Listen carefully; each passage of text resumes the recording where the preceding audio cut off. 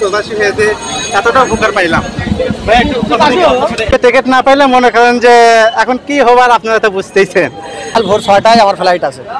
আমি বিদেশে বাইরে যাওয়ার জন্য টিকিট কাটতে আসলাম, টিকিট পাইছিলাম না। এই টিকিটটা স্যারের সহযোগিতায় টিকিট পাইলাম। আমরা আসলে সবসময় 2-1টা করে সিট রাখি প্রশাসনের জন্য, কখন কার কোন সমস্যা হতেই পারে ভাই।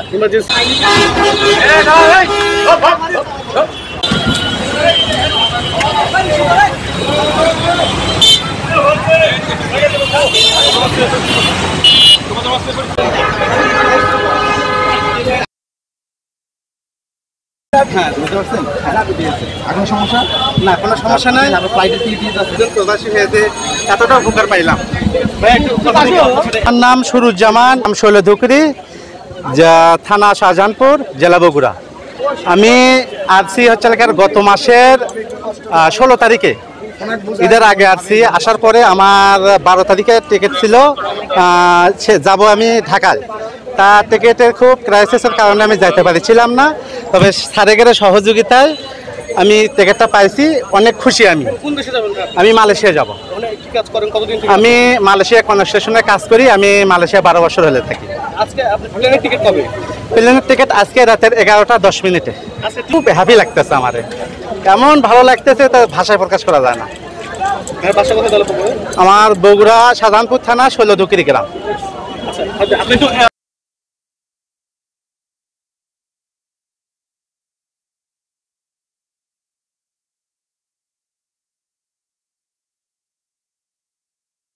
টিকিট পাইছিলাম না। আমি মালয়েশিয়া প্রবাসী। আমি আজকে আগামীকাল ভোর 6টায় আমার ফ্লাইট আছে। আমি বিদেশে বাইরে যাওয়ার জন্য টিকিট কাটতে আসলাম, টিকিট পাইছিলাম না। এই টিকিটটা স্যারের সহযোগিতায় টিকিট পাইলাম। আমি আজকে ঢাকার উদ্দেশ্যে রওনা দিব। আমার নাম মোহাম্মদ জহুরুল ইসলাম। আমরা আসলে সবসময় 2-1টা করে সিট রাখি প্রশাসনের জন্য, কখন কার কোন সমস্যা হতেই পারে ভাই।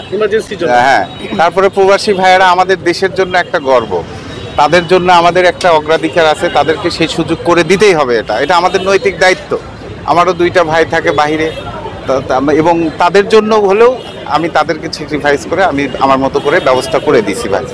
ওনারা ভালোভাবে এখন সুস্থভাবে আল্লাহ তাদেরকে গন্তব্যস্থলে পৌঁছাক, এই দোয়া করি আমি আমার পক্ষ থেকে, আমার কোম্পানির পক্ষ থেকে। সবাই দোয়া করবেন ইনশাল্লাহ, পরবর্তীতে যেন আমরা আরো ভালো কিছু করতে পারি।